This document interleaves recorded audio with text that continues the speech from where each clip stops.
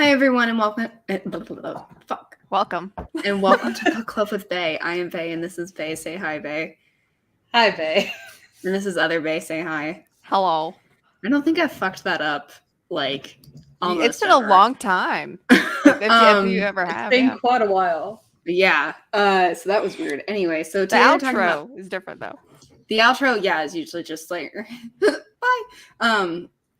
So today we're talking about Pure by Jennifer L. Armentrout, which is the second book in the Covenant series, or third, depending on your perspective. But we count Half-Blood and Demon as the same fucking book because Yes. But anyway, and I had something I was gonna say. I'm sorry, my brain is fried. I've been working on my capstone, so that's why I'm a mess. That's totally fair. Yeah, like I apologize. So anyway, I guess we'll get into ratings if we wanna. Yeah. No. No? Why no? But I want to write. I don't either. I don't either. Honestly, This book was still fine. I've been balls deep in dry. You know what? Can we just copy paste our ratings? Yes. Yeah. Last time? Honestly, yeah. Like Yeah, it's sure. about the same. I have about the same feelings as I did as last time, but I think I have an unpopular opinion that I texted TJ about. I think I don't know the wrong that it's opinion unpopular, but we'll get into it. Oh, okay. what? Also, on Seth. we'll get into it. So Yeah. You like spoilers Seth? ahead. I love This Seth. is Book Club with Bay, not Oh, no, spoiler-free Seth's book review with Bay. So there will be spoilers. On a decade-old book. Not that you probably care. So, Addie, let's get into your unpopular opinion because I ship her with Seth more than I ship her with Aiden. That is fair because Aiden's an insufferable They actually have jackass. bands. They have bands. Her and Seth They, do have bands. And Aiden, this entire book is like, I don't like you, go away. That's him this entire Except for when book. I'm kissing you. Yeah, and Yes. it's like, okay, so you expect me to ship her with the guy who's literally, because I know he's lying, obviously, but at the same time, it's Obviously, like, he's lying. yeah, but at the Well, same time, it's yeah, like, stop but being an it's like- insufferable dick. So the reason why, by the way, Alex and Aiden Aiden. are broken up this book or whatever. Not really broken up. They weren't like together. It doesn't matter. But like, they're not making out this book. They're not like doing a thing this book is because Pures and Half-Bloods can't be together. So it's like super, super naughty. It's illegal. And she would get put into servitude. And she would get the brain wiped. she would be forced into slavery. And Siri, we learned shut what the would it fuck up. likely end up happening to him. Yeah, she would Yeah. be forced into slavery. So like that's no He would get in bueno. trouble too. Yeah, and he's trying to protect them. But honestly, here's the thing. Writing advice from Book Club with Bay. If you have a plot like this, that's fine. That's angsty. We love it. But like there's no Have need. him just be like, we can't. Yeah, there's no need for him somebody to to be a dick. He literally Because- straight up is like, I don't love you. I don't like you like that. Like I care about you, but I don't love you. Like, literally, all I want to do is bang you, and I think you're kind of funny sometimes. Yeah, he's literally just like, like I want to fuck, but like that's it. That's all I want from you. I mean, that said, though, I will say, in Aiden's defense, Yes. Alex isn't gonna Alex knows the reason. She knows the reason. She understands the reason. She appreciates the reason. She just witnesses doesn't care. the reason. Yeah. That's not gonna stop her. Yeah. Even him being like, "I will never ever want to be with you," she's like, "I'm still gonna give him his birthday present." Yeah. Right. Well, I mean, honestly, in my opinion, like with this book or with most books, you know, if you're gonna have like a character like Alex who just doesn't care, Alex, then honestly, you can just have Aiden cut contact. Yeah. Just ghost her. And just be like, I'm doing this for you, bye, bitch. Well, and like, then we know he's not being a Kind dick. of does. He kind of does. Tried. He stops training, but then life keeps on forcing him back together. And Well, he should yeah, really I'm just just be like, saying, like, excuse me, I'm a sentinel, not a guard. I should be out doing a hunty hunt. Yeah. Like, I Honestly, feel like he could have tried he should harder. just be he could definitely try harder and just be like, listen, just send me out on the field. You know, I'm done training this bitch. I don't want to be in the Covenant anymore. I want to go do my job. That would be so much easier. Yeah, and here's the thing. We can still have angst in this kind of situation without turning one or both characters into absolute knobheads. There's no reason for that. it just makes you dislike the guy because you know he's full of shit. Yeah. And it's okay that we know he's full of shit. But one of the most frustrating things about it is Alex doesn't know he's full of shit, and I'm just like, but how do you not know he's not full of shit? Because you like everything about Aiden is he tries to be ethical, he tries to be moral, he tries to do the right thing. Everything he does is to protect those he cares about. And I'm pretty sure, when she actually has the realization that he's all full of shit, she's just like, oh my god, he was full of shit. And it's just like, no, it's like no shit. Well, and it also, this whole situation makes me dislike Alex even more because of her and Seth this book. When even though I like him more as a love interest, she's still like especially when she's drunk or when drugged, and she's just like, I really like kissing, she thinks it, I really like Aiden, and then makes out with Seth. And I get it, she was drugged, but that's not the first time they kiss as well. She does start thinking about Aiden. And it's you're just Seth. I just deserves better. Happy. Yeah, I'd prefer her with Seth. Well, look, I'm not gonna lie. Yeah. Even when we'll just say issues with Seth arise, it's not necessarily I've never disliked Seth as the character except for Titan. There are times. That's fair. Yeah. There's times, but a lot of it is he's still sympathetic when there's issues, if that makes sense. Yeah. Yeah, and I'll say this too. Something that's really frustrating as a reader, again, more writing advice from Book Club with Faye, is when you're reading a book like this and Alex doesn't fucking know what's going on, even though she should. And so you, the reader, are sitting there like, I know he doesn't hate her. I know it, and it's going to be a big thing, and I don't fucking care because I've known it the whole time. It's not a reveal. And, maybe if you're going to go the route of wow, I think he hates me, I don't know, maybe make them not so obviously into each other in the first book. Maybe don't have him take her to the zoo as a surprise fun day immediately prior. Yeah, that's my point, is don't make it so obvious. Honestly, you could do this without him being a dick. But you could do this really effectively if you didn't have all of the cute shit that happens in the first book and kind of the beginning of this book. Yeah. If you literally just had it be sometimes there's some sexual tension and now he doesn't want to talk to me, what the fuck?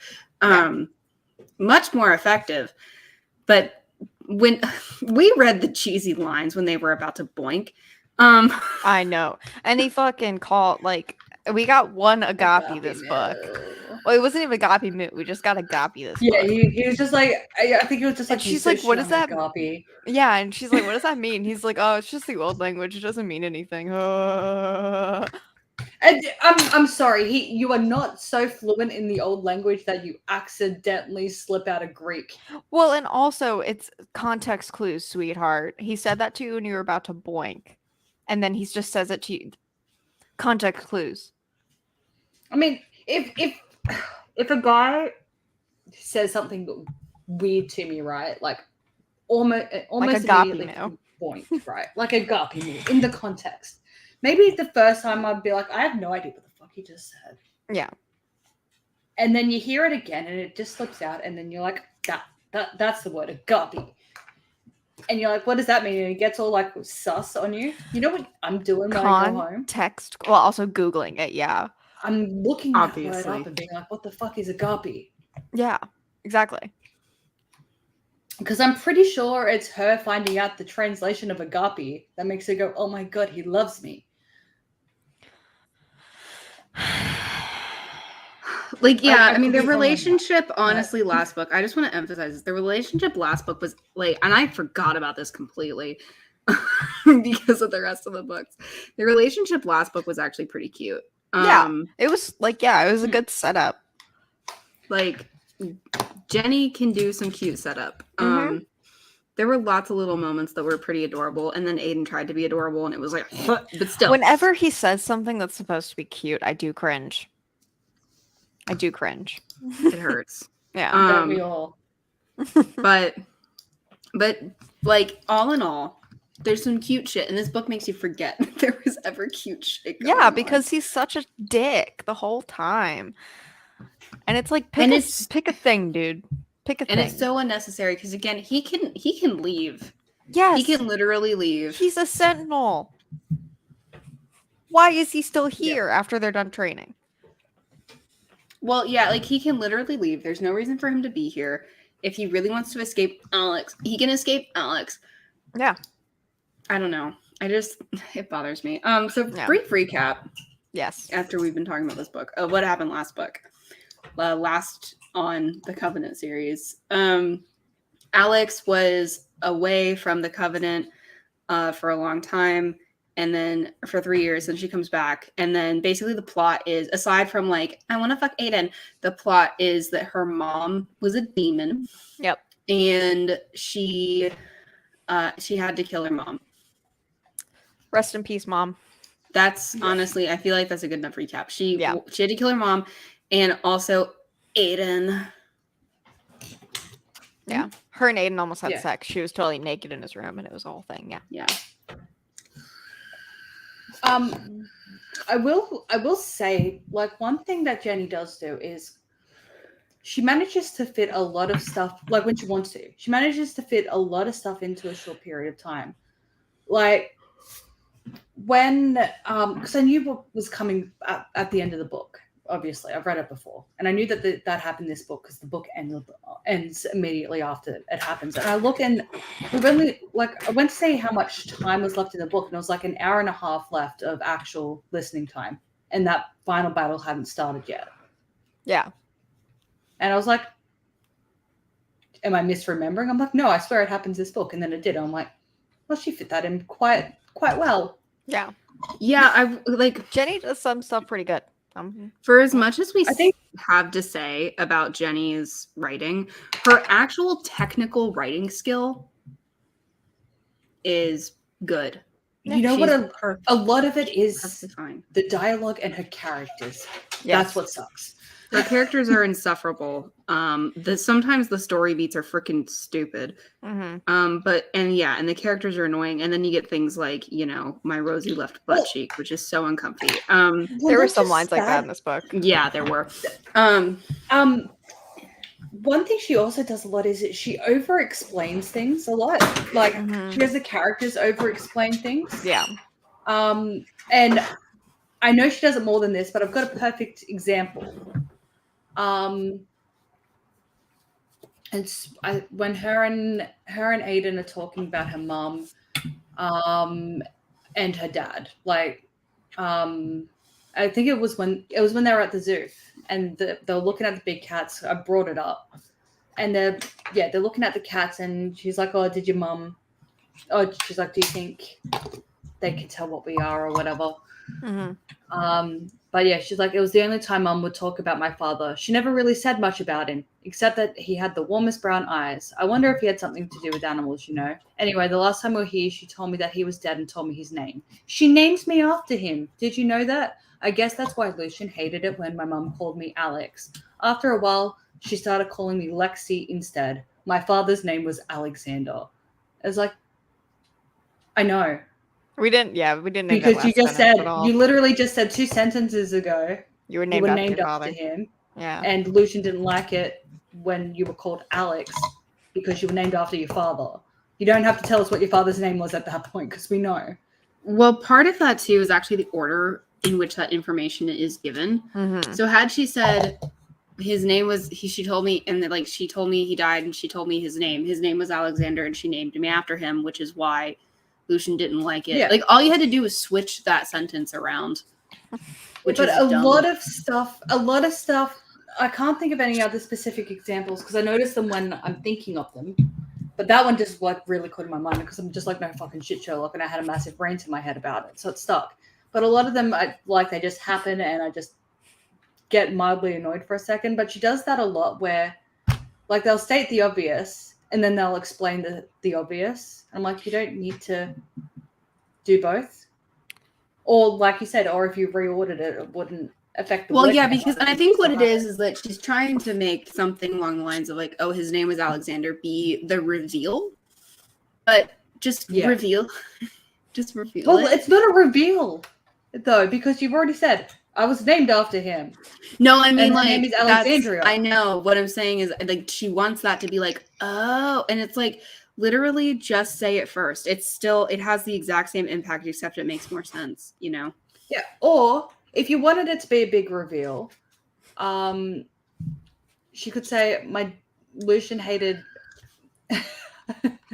We see and acknowledge the cat. I am aware. I'm just leaving her here because she's so cute. She's just on my shoulder. Cute. Yeah, I'm holding her little feet.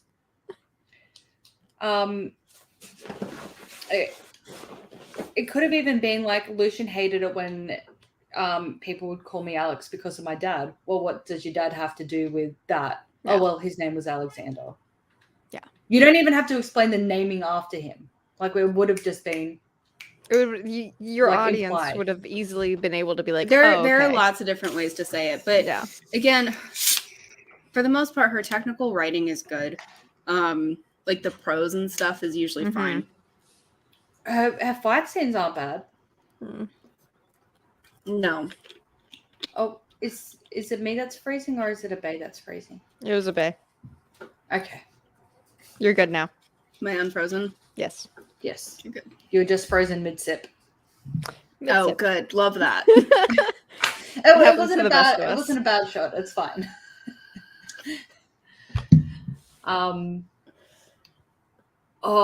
Another thing that does frustrate me, because let's just talk about some frustrations, because that's what we're doing. Okay. Yeah. Aiden's whole "don't thank me" thing. Oh my god. It's so stupid. Like, did someone thank you and then blow up? Like, what are you doing? Yeah, right. Yeah. Well, like, I mean, I understand when, like, if she was like, you know, thanks for training me. He's like, don't thank me. I'm just doing my job, you know. Yeah. Thing. Or but like, you know, he takes her out to the zoo. He buys her burgers and cake and whatever the fuck she eats there. And then when they're leaving, she's like, thank you so much for today. Thank you for doing this for me. He's like, you don't need to thank me. When am I supposed to thank you? When I do something that is truly worth thanking me for. It's like I'm sorry. Worth thanking you taking for. someone, especially considering she wasn't supposed to like leave the Covenant controlled island. Well, like, the other thing is, like, we never get a good explanation for why he's like this. It's never something like, well, this one. Oh, we never find out why. And then she died. Like, you know, and then like what I did for her made her die. Like, it's nothing like that. He's just weird. He's just got a complex. Oh, cool. And honestly, I'm gonna say this too. More writing advice from Book Club with Bay.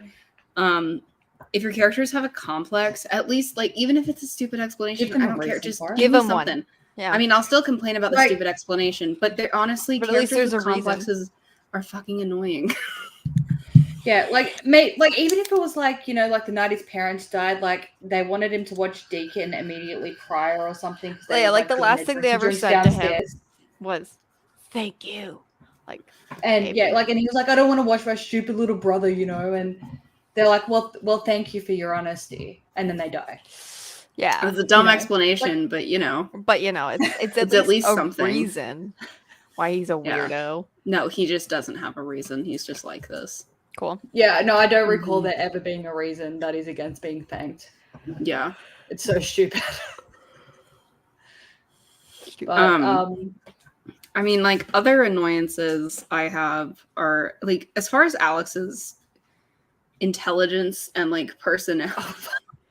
What intelligence? Yeah, she's honestly, a dumb whore. She's pretty stupid. Here's the thing, like this is something that just annoys the crap out of me when it comes to like romances and stuff. If like especially like kind of what we were talking about at first with like Alex not knowing whether or not Aiden's lying to her. Aiden likes her. It's stupid. It's really stupid. You know the reason why he can't be with you. Like, you know, you have all the information you could possibly need. She's just you're a moron. Too stupid to put the pieces together and be like, oh. But there is also a part of it that could be girl brain. That's the only explanation I have. Girl brain should not exist in books.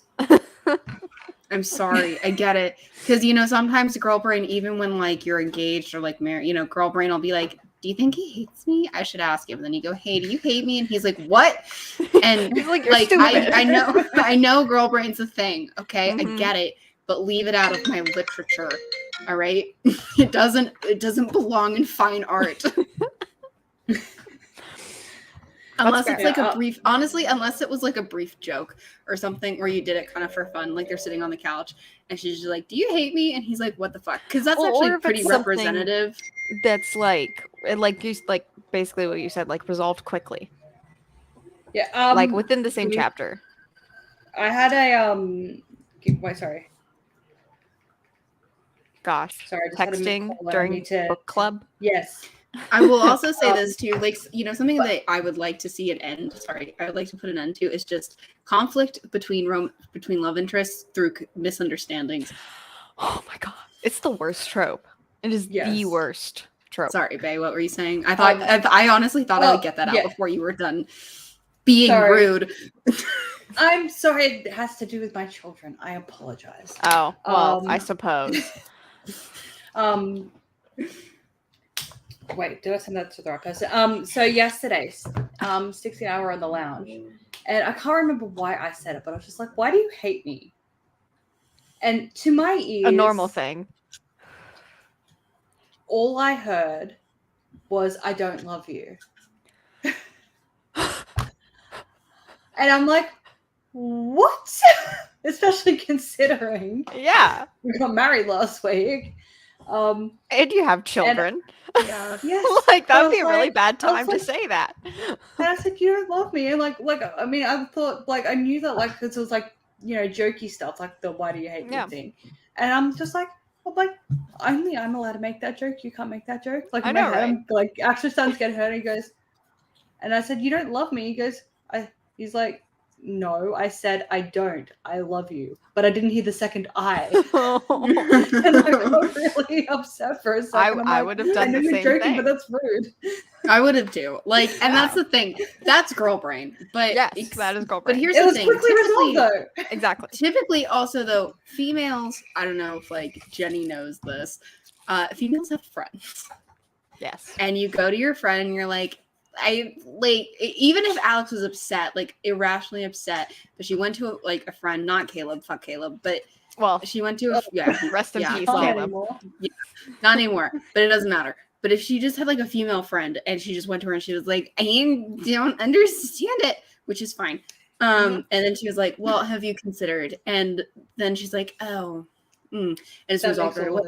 That's fine. Because especially in this book, we still have tension because like Alex can become a mindless slave. That's enough. Yes. That's enough.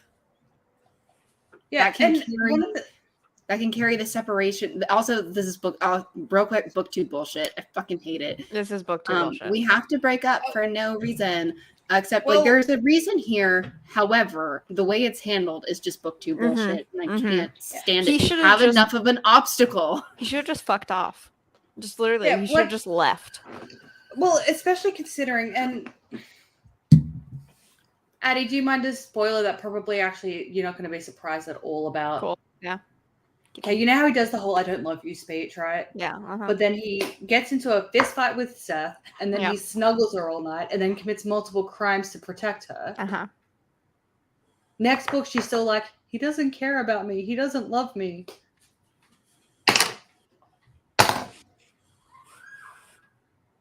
Like, in her mind, it's just, he doesn't want me to die. That's it. That's the extent he cares about me for. He doesn't want me to die. He would be mildly committed inconvenienced by a moment of international sadness if I died. He committed like international felonies in their community for her. Yeah, exactly. I don't think I would do that for someone that I didn't like love in some way or another. Yeah, like that's either got to be like person you're fucking or like BFF. Then, I do it for you, but like the list of friends I would do it for is very short. People long. Yeah. And again, he had spent the night before like snuggling her. Yeah. Like she woke up snuggled. Oh, babe, do you have your cuddle bunny back? I don't know if I can do it. Because I don't think I can do it because, like, honestly, I'll listen to it again because it was on double speed. You gotta practice for next one. And I'll practice for next week because I honestly forgot because I was like doing the dishes. I didn't take notes because I was doing the dishes. I was like cleaning the apartment, and I knew when it happened, but I kind of missed it. But I'll listen. I will literally re-listen to this book. Well, it's next just the one chapter. I'm pretty sure it's the rest of the series. Chapter. I'm pretty sure it comes up the rest of the series. Yeah, but just in case. So there's a difference. Seth's accent is hard. Like, so the Cuddle Bunny thing, I actually did not mind that much because it was mentioned as like a joke a few times, where it was like, "See you later, Cuddle Bunny," like when they were teasing each other. Oh, so, like that was it's just fun to say more. It's just more fun to say. Well, that's the thing is, like, in the audiobook, it's he's really just like, "Oh, but you're my Cuddle Bunny." It's really cringy because he's. All right, hold on. I can do this. I can do this. I'm a pro. I'm not. It's gonna be fine. You're a pro Cuddle Bunny and Agape Musayer. Yeah. Put that on your resume. I can. It'll be great. It's like Cuddle Bunny, like something like that. And what's his accent? It's meant to be Greek. By the way, it's meant to be Greek. Okay, that's fair. I'd say meant to be. Yeah, because he grew up on a small island. Oh, he grew up on a small island outside of Greece. Yeah. It's kind of like off-color European. You know, like when people are like, I need a general European accent that sounds like absolutely nothing in real life. It's like that. I'm just wondering though. I need to actually look up the guy that does, because in the Titan series there are two narrators. And there's a Seth narrator. There's a Seth narrator, and then there's I think her name starts with J. Or Justine Eyre. What is her name? Is it not Justine Eyre? No. The girl character's name in Titan. Oh, Josephine. Josephine. Okay. Josephine. Josie. Like, it's how he says it or something like that. Honestly, I haven't listened to it enough. But the way the male narrator has to, like, says Josie because of the stupid accent is fucking funny.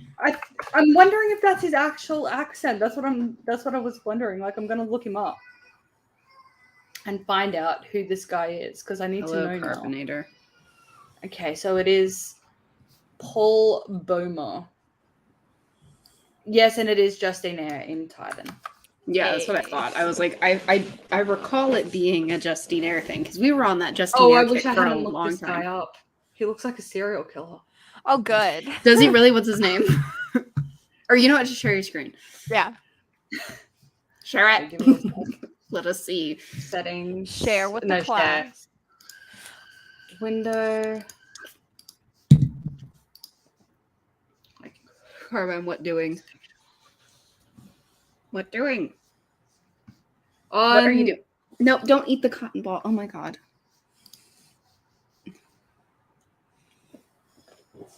Stop that. Oh no, that's an actor. Is this the same? Is it? Very cool.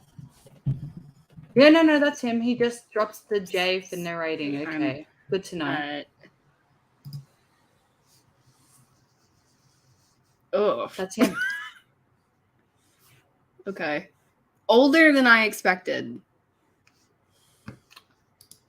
Unless it's a different one. I don't know. No, it is him. Okay. It is him. Interesting. So, I don't think that's his actual accent. I mean, I doubt it. He puts it. Wait, let's.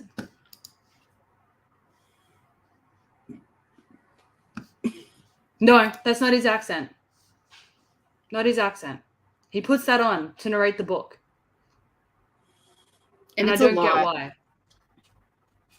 I don't get why. It makes no sense. I'm like currently listening to a stupid book where the narrator's been the same for the whole like series, like the sister series or whatever. But in this book, the main character has nondescript accent. number one. And just all the prose is in that accent like it is in Titan. And it's so annoying to listen to. I realized my mic was off this entire time. What's up? Oh. Okay. There's also a book that Justine narrates where she narrates the whole thing in a British accent, and it's terrible. Oh, no. What is it? It's horrific. I mean, I was actually about to say, like, if you wanted someone with a British accent, would you not get a British narrator? Like, so if you wanted someone to narrate a book in a Greek accent, would you not get a Greek narrator? Yeah, right. I mean, that might be super specific, but yeah. I'm pretty sure there is at least one. There's probably person one out there from Greece that is male and speaks English fluently. That has a decent enough voice for Jenny. So we haven't talked about the plot. I don't know how she's so prolific. Oh gosh, we haven't talked about the plot. All right, and I'll pull up my notes. Fucking okay, fine. She starts off at a thing, and there's a Romby being a dick. Teacher's mean. Caleb has a girlfriend named Olivia. Hi, Aiden. She has nightmares about the last book, and then a demon attack happened. And it's probably Half-Blood. So sanctions go down on Half-Bloods where they can't leave school. They are mandatory strip searches to see if they've been bitten, or tagged, whatever. Yeah, like, and I will say, I will say with Alex especially, like, I don't see why Seth had to step in there, right? Because it's not a secret what Alex went through. So I'm pretty, like, shouldn't there have just been a note being like, bitch has been bitten. She's gonna have been bitten. So let's like, like, I don't know. Is there a test to work out if a half is a demon or not? And if so, they should have just conducted the searches. Oh, sorry, conducted the tests. They don't need to strip search her to find the bites.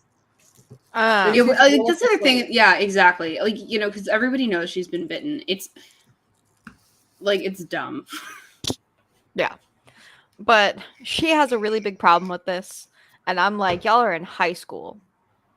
Having a curfew doesn't sound bad. Strip searches, they're minors. So that's not really good. Strip searches are weird. They're weird. But like them having a curfew, not weird. You're in high school.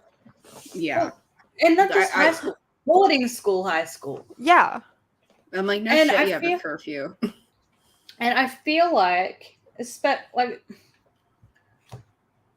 mean, I don't think they would have made them get naked, right? Because, I mean, the bites would be obvious outside of anywhere that a pair of boxers or a crop top and a pair of I don't know. shorts. What if the bite's on the titty?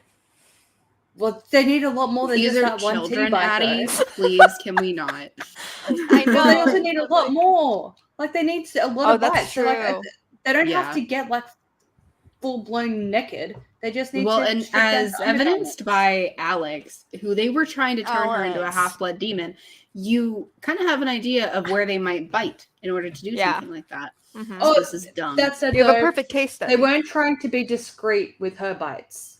That's also fair. But it's not like they sent out a blast email to all the demons. Like, we're sus now. They didn't do that. We got to be sneaky now. Like, I mean, if you suspect that they're doing bitey bites to try and have halves to infiltrate covenants, what you would do is bite their torso. Lots of bites around the torso. Yeah. And maybe upper thighs if you run out of torso room. Yeah. Like, you don't want arms. No. Or you don't want like legs just really. In case shorts get worn. But legs. No. Yeah, it'll be the torso. So it's just like, hey, if you're a female, can you put a crop top on and take your shirt off? Like, done. Yeah. Or like a sports bra or just something that's something more appropriate than just straight up stripping down children. Yes. And then Aiden is like, listen, this is like for your own good, et cetera, et cetera. And Aiden is just like, whatever. And she's like, you're just like other Pures. And he's like, if I was like other Pures. How dare you? He's like, if I were like other Pures, I would have fucked you and left you already. And I was like, okay, Aiden, let's calm down. That was out of nowhere. And I am uncomfortable. He would have had her by now. How dare you? We know what he meant. Anyways, the next chapter is Seth. She goes back to her room and Seth's there. This is a trend in this book. She walks into her room and Seth's like, paint me like one of your French girls on her bed. It's really great. Love Seth. Yeah. And he's like, all right, love you, babes. I'm spending the night. And she's like, no, you're not. And then he spends the night. They wake up cuddling and she's like, okay. And then kicks him out and goes to school. Aiden's birthday is coming up. Seth was like, you don't have to be examined because I've talked to your stepdaddy. And then real quick though, can you imagine like thirsting over a guy and then cuddling with another guy and then having the fucking audacity to be upset about however the fuck guy one feels? The audacity. They show up to examine her, so she, bless you, like just fights the guards. Just starts fighting people because of course she does. And then Seth shows up and is like, you're not supposed to be doing this. By the end of last book, there was some sort of allusion to the idea that Alex had learned her lesson from all the fighting and all the being a dumb whore. She's just back to square one. The beginning of the first chapter, she fought a teacher. Which honestly, you would think that she would have learned her lesson, because last book, the end of the book is like, I've learned my lesson, and it's like, great, love to see it. Love that for you. And she hasn't. And then let's see. We talked to Caleb. We have nightmares. We have trading with Aiden, and this is when he drops the agape, and he's like, "This is what he's like. Don't talk to me." We train with Steph. I wrote down, I stand Seth. She gets Deacon to get a present for Aiden. It's a guitar pick because he collects those. Aiden has a surprise for her tomorrow. Yes, he was missing a black one, so she gets Deacon to buy her a black fucking guitar pick. Whatever. Also, by the way, after this, I don't think the guitar thing ever comes up again. Cool. Good. No. Great. Oh, wait, him playing guitar or the guitar pick thing? Him playing guitar. I don't think we ever witnessed him playing guitar in the whole series. Cool. And honestly, if anybody was going to play guitar, it would be Seth. Like, Aiden is not guitar guy. No. But Aiden tells her he has a surprise for tomorrow and to not wear her workout clothes. Piano. Yeah, I could see him doing piano. Yeah, that's fair. No, we do see him play piano. Yeah, that's fair. Oh, yeah. I don't remember that at all. It could be next book. I feel like it's next book we see him play piano. Yeah. Then he's not a guitar guy. She starts freaking out about the fact that she basically has a date with Aiden tomorrow, and then she's walking with Olivia, who's bitching about something, and she starts to feel Seth's emotions after see someone fucking in the labyrinth. Olivia is rightfully upset with Caleb. Okay, because he's not dreaming of an impossible future with her. Okay. Yeah. You know what? At least that is like normal, like teenage argument stuff. Yes. Like I can actually, you can't. And I feel like it's probably also a much more relatable teen relationship angsty thing, especially in the US where like college is such a big thing. Yeah. And many high school sweetheart couples break end up up going because of it. to different colleges on opposite sides of the country. Mm. But yeah, no. It's I feel like we could have maybe spent a little bit, although I don't know. Because he's dying in like 5 chapters. It doesn't matter. It doesn't. So she starts to feel Seth's emotions, and she's starting to feel a little spicy. Oh yeah, did you enjoy her being so horny of a night that she can't sleep?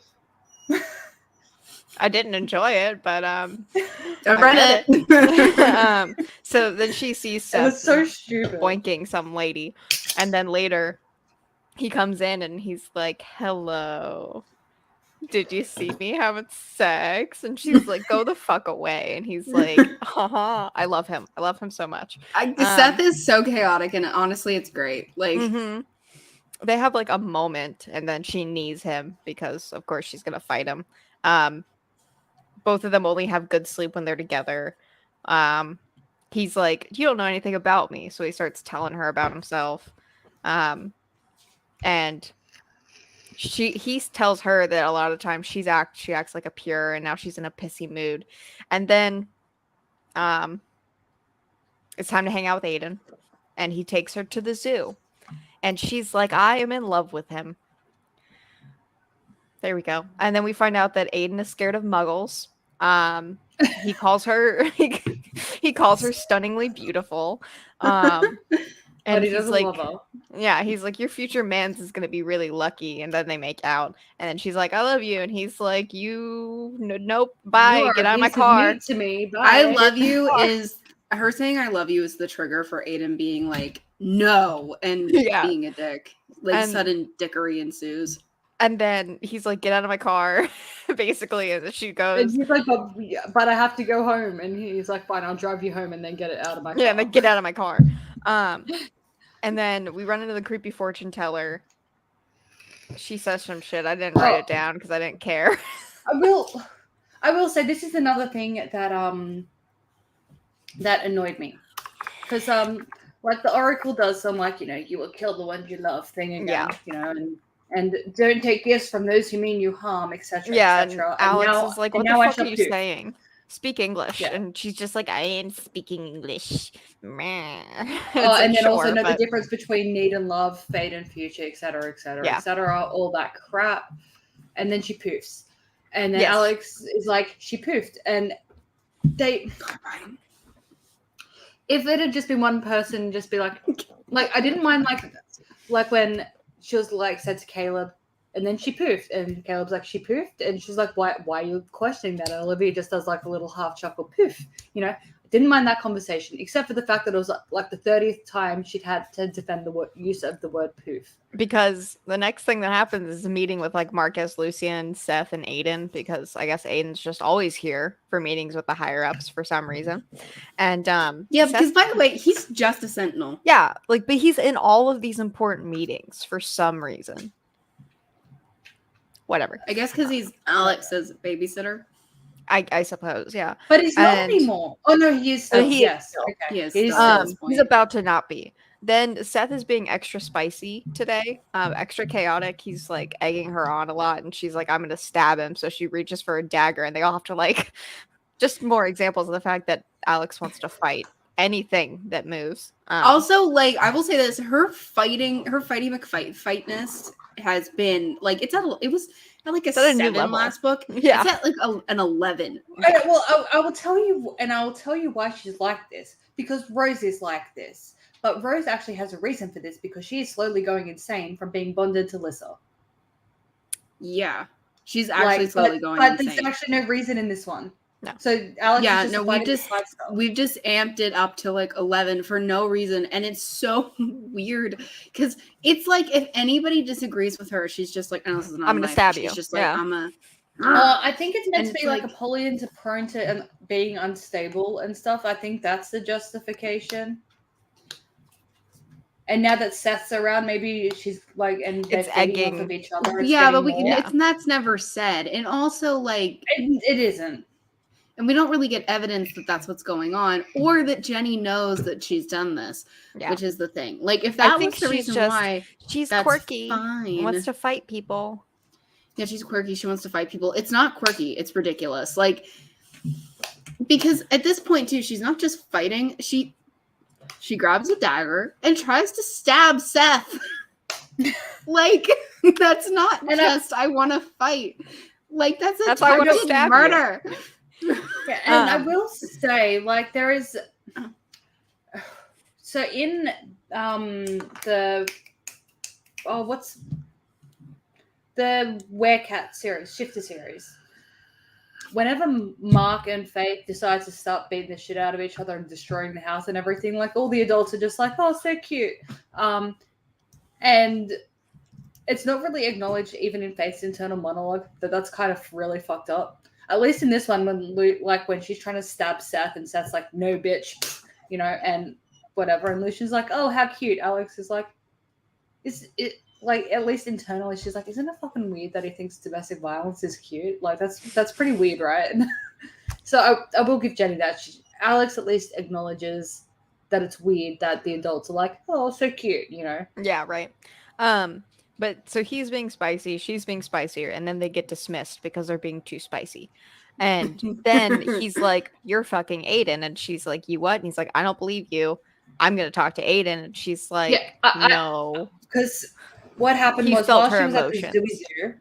zoo, he felt her getting antsy, and then he felt her being like, "I love you," and then he found out that her and Aiden were not on grounds together. I apologize. All day. Oh, is he crying? And he's crying, and there was music outside. I don't know if you could hear it. But I couldn't hear that. I heard him go. But yeah, he's crying. That's fine. Otto does it all the time.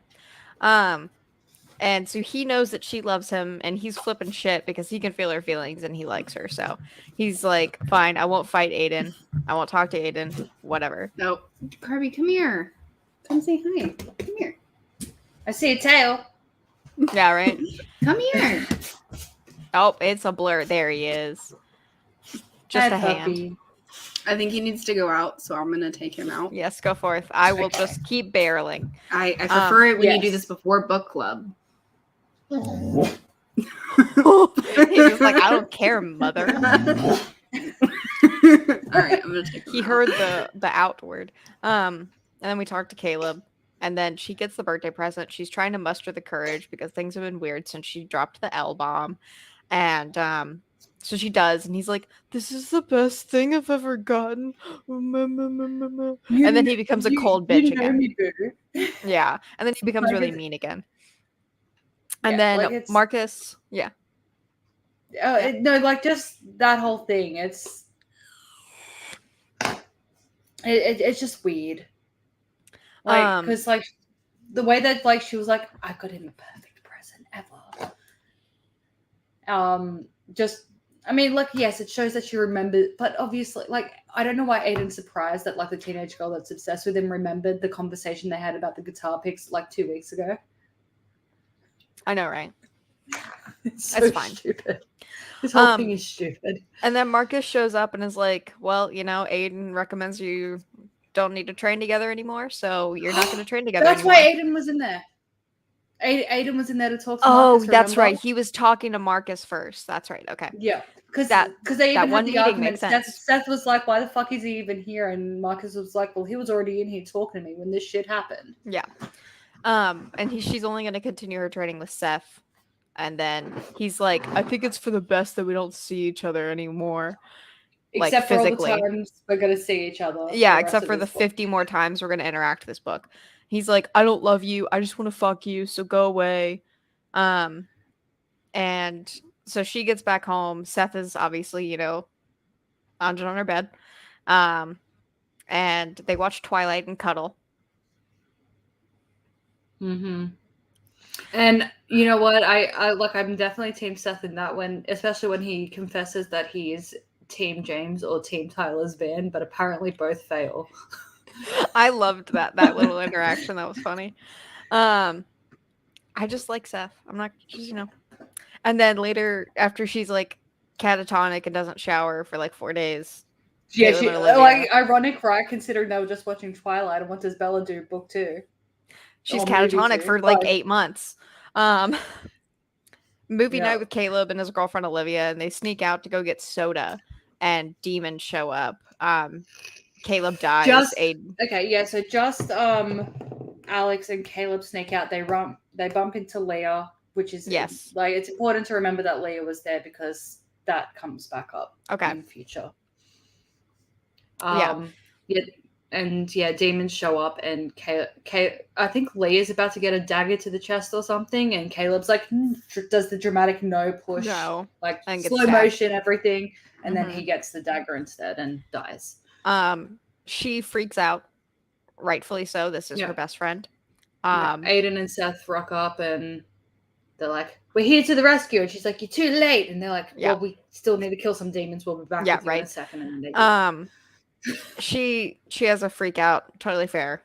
Good for her. Your best friend died, but did Caleb really matter? No, so it's fine. Lucien shows up to like bitch her out. I can't remember if you said you've read Vampire Academy, but I read it like a long time ago. Caleb is the Mason without the being. him being interested in her of this series. It's like, honestly, as soon as I saw that she, like, because I recognized the similarities between Vampire Academy and this, like, immediately when I first started reading it. And then, so as soon as she has her, like, male best friend, like, run up to her upon her return, I'm just like, well, he's dead.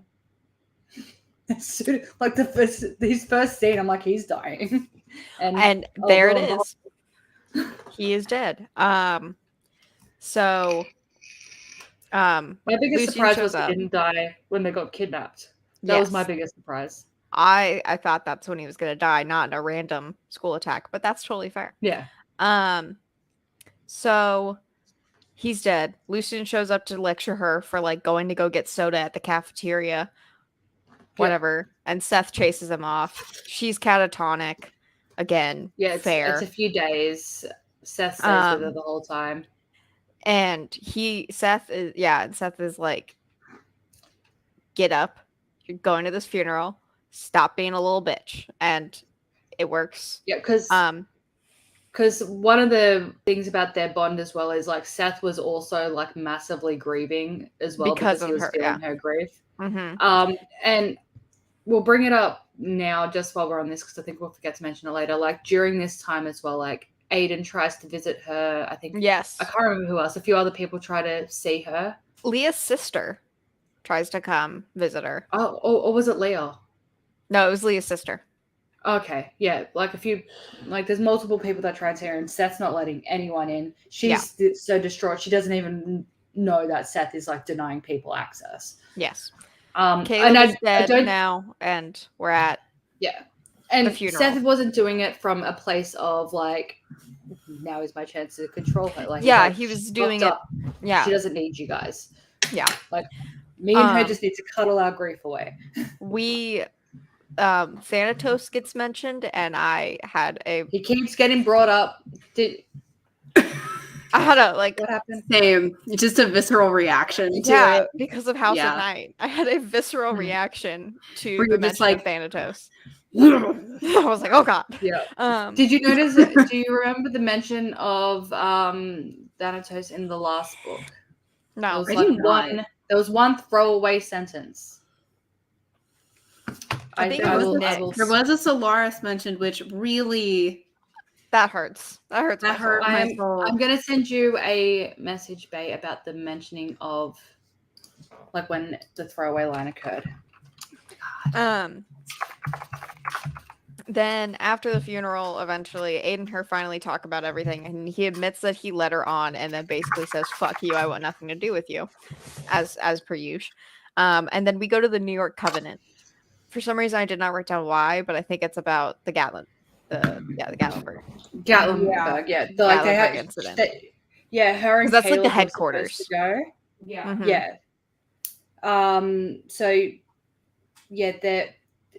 they were meant to go to be like, this is what my mommy told me type thing. Mm-hmm. Well, and like Allie said, this is like the headquarters. Covenant HQ, so this is where like the High Council sits. Then Seth sneaks her out of her closet of a room to go observe the council, and Aiden is there dressed in like white robes because he is going to get a council seat once he gets a wife, and that makes Alex sad. He could take his council seat now, but he's refusing to. But Seth is like, when he gets married and settles down, he'll probably take his seat. Yeah. And in credit to Jenny, she foreshadowed this scene last book because they mentioned it upon her, like Alex's return, that a half and a pure did a bangy bang. And this is that couple. Yeah. This is payoff. That's good. I like payoff. Yeah. She does it. There's a lot of foreshadowing in this series. Yeah, and we see that. And it's actually pretty good foreshadowing, kind of like we've talked about. It's pretty good foreshadowing too. Like she knew that the scene was going to happen. Yeah, I feel or having written books before. I'll also say it's possible that she didn't know she was going to do this exact scene, but when she was looking for something, something Addie and I do. Yeah, we're like, what do we have? We'll make a list of like things we've mentioned offhand. And so it makes it seem like you have a great plan and like you know what you're doing. Yeah, well, that is also possible because in let's go back to comparing this to Vampire Academy for a second. In Vampire Academy, there is mention that 2 guardians are giving up their posts to be together, which isn't illegal in that book, but it was massively scandalous because they couldn't produce Dhampirs. It would just be a useless, pointless union. Which was heavily frowned upon. So when I first read this and I read like about the pure and the half thing, I'm like, well, I know where she got that idea from. So it could have been that she decided to throw back to something that she also plagiarized from Vampire Academy, or she decided to, like, she knew what she was going to do. Either or. Either way, she did a good job of it. When I say that, like, authors might go back through and instead of like really, some of the stuff I think that we've done that's pretty smart, revealing trade secrets here, but some of it is not stuff we thought of when we wrote the original thing that nods to it. We just had a thing that we threw in somewhere like kind of randomly, and then we were like, fuck it, why not? And then we're like looking back trying to find stuff, like if we're stuck, and we'll write down like what do we have actually, and like that works for us anyway. And I'm sure we're not just like the only people who thought of it. Oh, for sure. The trial, it does not end well. She is condemned to servitude, the half-blood, and the pure. And her boyfriend is like, no. He's like, I love her. She didn't do anything wrong. Blah blah blah blah blah. And he gets stabbed. And well, I mean, like, to be fair, he kind of needed stabbing. He was going to bring the whole building down. Yeah. He was using his powers and attacking everyone. He showed her that because he wanted to show her the consequences of her and Aiden being a thing. And he sleeps in her room that night. Yeah, and like Seth even is like, that Aiden would do what Hector just did. Yeah. Like, that. Like, so she's if like, you to try and pursue this, like, Aiden's dead, just so you're aware. You banging Aiden kills him. And then condemns you to a mindless servitude. Yeah, but he already knew that she was aware of that. Like, I think he suspected that Hector was going to do a thing as well. And that still doesn't stop her from. No, it doesn't deter her. So, like, well, So I mean, I kind of can't blame Aiden for just lying and not being like, this is the reality of the situation. I could see why he lied, because watching someone die to try and protect his lover, and then being fully conscious that Aiden would likely do the same thing and have the same fate, it still doesn't stop her. Yeah, well, of course not. There's something I want to say, but it's a spoiler. I'm going to text it to Bay so I can text get it on the system. Text it to me. That's fine. I will continue. They sleep in the same bed. Her and Seth are going to go somewhere. Aiden creeps on them, and he's jealous. We have a weird interaction with some random pure person. Then, I didn't write down her name till later, but we talked to the lady who knew her dad. Oh, and her mum. Her mum's former best friend, Laden. Aha, yes, her. So they talk about her dad. Very cute. We train with Seth. Seth informs her that she is awakening to her powers. And that's weird. And then she has like a fever dream thing because she was compelled. And then she was like half naked in the snow. So Seth is upset about this. Then later, her, Seth, and some NPCs, I don't think one of them was named Boob. That's all I remember from that. They have fun, they drink, and they like dance together, and it's just a cute little fluff. There's a ball coming up. She fights a pure, a master who is like gonna punish their half-blood servant, and she doesn't fight him. He punches her, but she like talked back to him and stuff. So And as she's getting lectured, she just like yeets and then runs into Aiden. And then we're back with the best friend, mom's best friend. And yeah, it was like, go to the ball tonight with me. And she's like, no, but then makeover scene ensues. So she's like, okay. And then we see some underage drinking. A lot of that in this book. It's like the Vampire Diaries. Yeah, it's just a lot of underage drinking all the time. Aiden is shook seeing her in her ball finery. It was like pages of just Aiden's face. And I was like, yes. Dude, stop. We get it. Yeah. And then Aiden's like, or not Aiden, Seth is like, we don't belong here. This is for pures. Let's leave. So they leave and then they go swimming. And this is when I realized I shipped them more. Because they're just, it's cute. It's so cute. Uh-oh. Uh-oh. Oh. My spawn have just returned and I hear you crying, but I have texted their father. Okay. Okay, yeah, let's just carry on. So, they're about to kiss. She ruins it because she thinks about Aiden. He's like, you're thinking about Aiden. And then he's just like, fuck it, and then kisses her. And he's like, Grey's Anatomy style, pick me, choose me, love me. And so she's like, I pick you, which obviously she doesn't, but I wish she did. Honestly, this would be more interesting if Seth. Here's my thing. Again, I said this last book, but if you are going to do a freaking love triangle, I mean, girl, do it. Commit. None of this wishy-washy, because Alex is very wishy-washy about it. We'll make both love interests like on the table, you know? Yeah, because it's like always, it's always like you have main hot guy, and then you have like, I mean, side hot guy. Seth is actually supposed to be like pretty hot, which is different. Yes. Usually you have like less hot guy, and you're like, well, fucking obviously, and just make both options like actually an option. Yeah. What are you laughing about now? You froze for a second and it was funny. It's fine. Yeah, you froze for a minute though. Then it's time for the testimony about Gatlinburg. Aiden's like, you're pretty, and then is a dick again.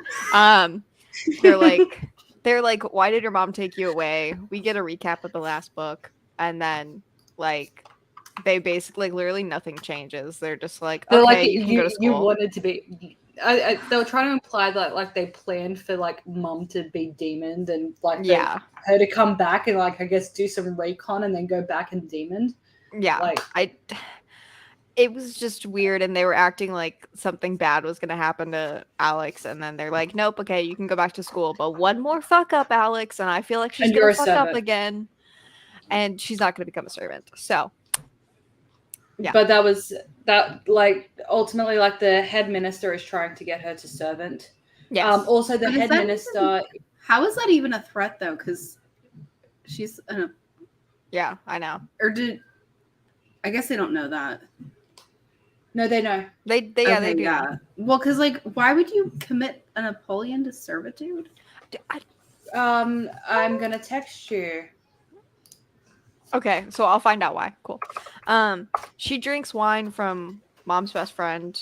And Seth and Aiden are like, don't drink that. Oh my god, oh my god, oh my god. But she already drank it. And she was given an aphrodisiac brew. That's not what it's. It's like aphrodisian brew, but it's an aphrodisiac. Duh. Fucking duh. Anyways, Aiden's like, so stupid. Aiden's like, we got to get her out of here. It's been a minute. Aiden's like, we got to get her out of here. Brew is kind of like a cross between ecstasy and a roofie. Yes. Yes. It makes the recipient very, very horny and kind of drunk. Also, a weird thing to do. Everything feels nice, but then she can't remember anything the next day. What was that? She is a minor. Like, come on, guys. But basically, the point why give a minor a horny drink? I don't understand it. So then she'll go and bang a pure and get put into servitude. Yes, exactly. That was the point. Yep. I mean, you guys both know that, but I mean, because I'm pretty sure everyone that looks at her is like, she really wants to bang Aiden. And every time he looks at her, his eyes go from thunderstorm gray to Quicksilver. I can't. He has horny eyes. And Seth is like, all right, cool, I'll get her out of here. And Aiden's like, no. But then he's like, fine, I'll come meet you soon. And she's just really drunk. It was kind of funny. She dances around, does some cute stuff, and is like, boink, she tries to rape Seth. Yes, she does. And then her drugged state transfers to Seth via the thing, and so then they try to rape each other. Yes, it's a whole thing. Honestly, she should have been with anyone but Seth anyone she's attracted to. Yeah. Yeah, it should have been like, where is Leon? Because he's already proven he's a bro in this whole situation. Yeah. It's like, where's Leon? She's been drugged. Can you look after her? Yeah. But like, yeah, so he's trying to be a good Leon boy. rocks up and cock blocks again either this scene or the next morning. He does something. It's the next morning he comes in. Okay. Or no, it is this scene. Like after Aiden walks in, because like she like starts stripping because she's like, it's hot in here, general drunk things. It's getting hot in here. So take off all your clothes. Yeah. And then they start making out, and like he takes off her jeans. It's a whole thing. And I was like, do it. He right now is Seth. Do it. Yes, it's Seth. And then Aiden comes in and is like, are you fucking kidding me? And he's like, but I don't like you. Like, don't get me wrong. This doesn't mean I like you. Like, stop. I mean, at least with this, right? Sorry, what you just said reminded me, like, I think it was when they were having the argument about Seth taking her back to Seth's room to get her away from everyone. Aiden did have to do a whole, like, I don't like you, but I guess I'm going to have to trust you thing. I hear it. Yeah. She said there's a baby screeching outside of her apartment. 2 weeks ago, we didn't have a baby, and now we do. And all it does is scream. It happens, man. Oh. In my apartment complex. Like, hopefully it'll stop scream soon. Either because it's mad or because it's very excited. And sometimes is it a like newborn baby or an older baby? I think it's a toddler. So very because it runs around very loud and goes, okay, well then that won't stop soon. Sorry. Yeah. If it was like a newborn cry, then it can change. Sorry. And anyway, so there are also times where like you kind of hear it because it's far enough away, but it's a very distinctive noise. So you're just like, somebody sounds very upset, and then you're like, and then you just hear that it's like nonsensical screaming, and you're like, okay. You're like, okay, don't call the cops. Cool. Like, it doesn't happen at horrible hours. It's just like sometimes it goes on for like a minute, Anyway, apartment problems. So then Seth and Aiden are pissed at each other. They throw Seth out, and then Aiden stays with her, falls asleep on accident. And they snuggle. And then in the morning, he's like, I don't like you, bye.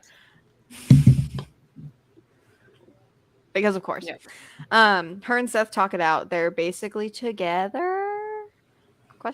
We find out that Lucien threw a Fabergé egg, so there's Fabergé egg murder. Expensive egg murder. We forgot to mention earlier on, before, I think it was the night before she did her testimony thing, someone compelled her to go out and strip down in the snow and tried to kill her. Yeah. I think Leon rescued her. I think so. There's a siren goes off. He's a good boy. He just pops up and does all the right stuff by Alex. He's kind of a bro. A lot of demons attack. Then we have the fight, and the Furies start attacking. So that's a whole fun big old fight scene. The furries, yes. The furries show up. And then a guard attacks her, like a pure guard. And she kills him, right? Yes.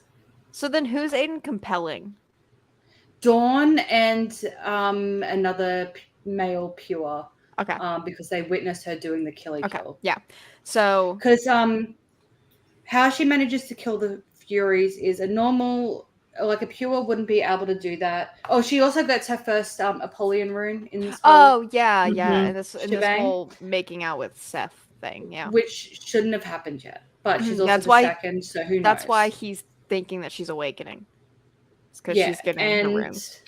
I mean, something actually real quick that this does well is that the awakening takes a minute. Like, it's not just sudden superpowers. Well, I think with Seth it was, but I think because she's the second, it's different. Yeah, honestly, it's kind of nice though. Yeah, it's kind of nice refreshing. Gradually, it makes it feel less cheap. Yeah. Yeah. Like once she gets there, it feels like nothing with Alex feels earned, but with a good character, yeah, I feel like she's earning her stripes or her runes, if you will. So with I guess the presence of Seth and the beginning of a slight partial awakening thing, she was able to channel his strength and power, and she was able to not kill the Furies, but defeat them and send them back to because they're just gonna come right back. Yeah, because only when there's two Apollyons can one become the god killer that can actually eliminate a god from existence. Yeah. So then, so Aiden is going to compel the two that witnessed it, which is very illegal. And then Seth gets her back to the Covenant. Yeah. Then they go back to the plane that's going to take them home. And that's the end of the movie. I think we should also cover story. Sorry, go. I was going to just like cover story. We keep talking. I'll quickly go first. Okay. The cover story for why they yeet is the demons were trying to take the second Apollyon. Yeah. So I was just going to say, like, I forgot what it was. I'm sorry. No, don't worry about it. Probably. It'll come back in a minute. Yeah, but it's not that important. It's this book. But yeah, that's this book. Yeah. I will say she does end, like, she ends this book well. I remember. You got it? Because it's like, I got it back. Okay. Say it. Okay. So Aiden, like, he breaks a lot of rules for her in this book, as we've noted. Mm-hmm. But another thing to note is that if anybody found out that it happened at all, now fortunately Caleb's dead, so he doesn't have to keep the secret anymore. So that's good. But if anybody finds out what already happened, they're still fucked, which is not really addressed. Well, I don't think Aiden would be, if Aiden was just like, yeah, put her in servitude then, that's fine. I don't think there's going to be any actual consequences for him. Because I don't think there was going to be consequences for Hector until he started being like, no, I love her. Die, motherfuckers thing. I don't think. Yeah, I think it's just like if anybody found out about what already happened, they'd still be in the same boat. She'd be, yeah. But I guess the longer things go on, though, if they just had it as they were and nothing else ever happened, then it's kind of hard to get caught. Yeah. Because you're not doing anything anymore. Right. But if things continue, then your likelihood of getting caught just goes up. Increases every single time you do something. Yeah. And and Seth knows, and we all know that Seth is unstable, but we also know that Seth won't do anything to Seth would never, Alex. Because he really likes Alex, yeah. Well, he wouldn't do anything that would put her in servitude. Yes. And yeah, and he's all about protecting her in terms of that kind of thing. Let's be honest, I think we all know, I'm pretty sure you already knew, Seth does some naughty stuff later in the series. Not that kind of naughty. I know. He's chaotic, and I love him. He is quite chaotic. Honestly, I'll say this: Seth is one of the only likable characters. Well, I'm glad I like him then. Because he's consistently fun. That's another thing about book characters is if they're not if it's not fun to just watch them have a conversation with someone, they're not fun. It should at least be fun and interesting. To use Mercy as an example, every time Ben and Mercy speak to each other, I'm I could watch this all day. I love it. It's great. It's fun. It makes them both very likable characters. I'm even more glad now that Mercy doesn't have the thought of I kind of look Ben's okay. He keeps saving my life, but he hates women and he's a misogynist. I'm glad now that she stopped doing that. I am too. But yeah, Ben is watching Ben and Mercy just talk to each other is fun. Watching Jesse do things is also fun. Tad's fun. Z is fun. You know what I mean? Even though they all have very different personalities and some of them are serious, it's just Like if you just have everybody in a room just talking, it's fun. Mm-hmm. And it should be. And like at least with like Lucian's not a particularly like fun character, but there's plenty of fun stuff about him. Like again, he throws Fabergé eggs when he's angry. So every time like you start to get annoyed at him, you can just picture him just daintily throwing a Fabergé egg at the wall. Yeah. Alex, though, my God, are you starting to actually like appreciate just how awful she is? Because she hasn't reached peak awfulness yet, and she gets pretty awful this book. Yeah, she's this book. I mean, she's still fine, but like her violence is getting irritating. Oh, don't worry, it gets worse. And her stupidity. Oh, also, where is it? There is a thing. I said this last book, like, you know, where she was like, you know, she does something that's semi-mature and she's like, wow, that was so mature of me. How awesome am I? Mm-hmm. You know, type thing. Well, there's another thing here where I was, I love that you brought citations. Yes. You have receipts.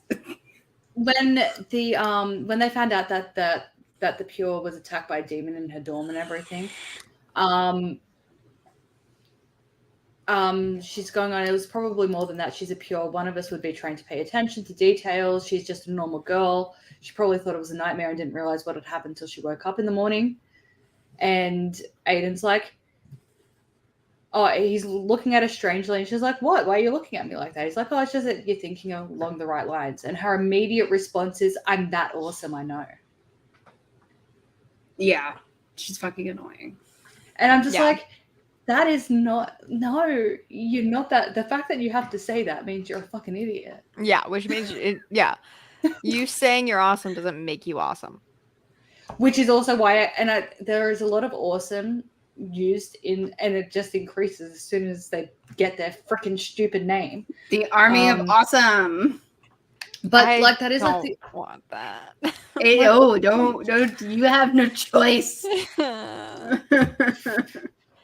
have no choice. Like it's yeah, and I think it does get shortened to the AOA. I'm pretty sure. Like I think sometimes they start to refer to themselves as the AOA or AA. I can't remember. What's worse? That or Nerd Herd? Army of Awesome is worse, I think. Nerd Herd at least has rhyming. Well, Nerd Herd actually comes from Aphrodite as like a pejorative. Fair. So there's that. Okay, that's fair. So yeah, I'm gonna say Army of Awesome is worse. And at least there's lore behind Nerd Herd. Like at least it's true. It's a reclaimed pejorative rather than just we call ourselves we are Nerd Herd. Yeah. The Army of Awesome. And the thing I hate most about it is they made one of my favorite characters name them that. Deacon. Yeah, we stand Deacon. They named them that. Okay. Like Deacon wasn't really in this book, so. But we do still stand Deacon. Okay. Yeah. And that Okay. and I'm sure I will. Anything that Deacon does is not his, like that annoys me, is not his fault. It's purely Jenny's fault.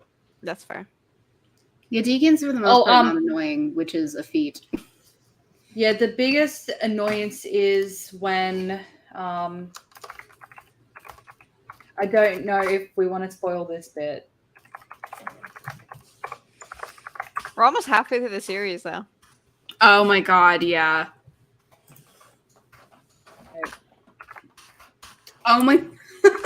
Yeah, no, don't spoil it. Oh, it's good. Not a big thing, but I would rather you see my organic reaction to it. Yeah, because it's like especially it's a very House of Night thing to do.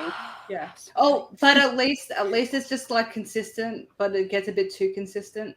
Yeah. At the same time. But especially the example that I sent you, I want her organic reaction to that. Yeah, me too. What book is it? Can you tell me what book it's in? No, I forget. I believe that is in book 5. Okay, so I still got a few weeks. Oh wait. We do. Wait. This is it's the book after Elixir. I'm pretty sure. So. So wait, so next there's one more book, then there's Elixir, then there's another book. So book 4, but Half-Blood, but Pure, Stream Deity, Elixir, Apollyon, and then the Sentinel. Sentinel. Yeah, I'm pretty sure it's in Apollyon. A Deacon and Luke story. What is a Deacon? Is Deacon a gay? Why would you spoil that for yourself? Yeah. It's on the thing. You just have to wait till next book, okay? My really? God. I'll wipe ruin everything. I'm so sorry. I've been sitting here trying not to spill that. Like, I know. Okay, well that's fun. Together. Yay! I don't remember who Luke is, so that's fine. Well, I mean, also she does it good because Deacon is not just like a Damien. Yeah, no, I haven't gotten those vibes from Deacon yet. So. I don't think that Deacon is gay. I think he is flexible. He might be bisexual. Oh, cool. I think. Love it. That or is like. No, there's hints that he's like hooked up with girls in the last book. Yes, there are. But I don't know if he's just a flirty guy that like wants people to think he's bisexual, but he's actually gay because it's not really or maybe he's not out yet. I can't remember. I can't remember exactly. I will go on that journey. So I think that's all we have. Yeah. Like, yeah. We did good. Some good stuff happens next book. I will say I'm excited. Yeah. Good stuff. So I think that's it. Are we gonna do Friday next week? Yeah, I can do Friday. If everyone else can do Friday. If at the moment I can. If that changes, I shall inform you thusly. All right. So next Friday we will be doing Deity. We're like pounding through these. This is good. I'm once a week. Yeah, we're doing good. Yeah. So with that, we will see you guys on Friday. Bye, guys.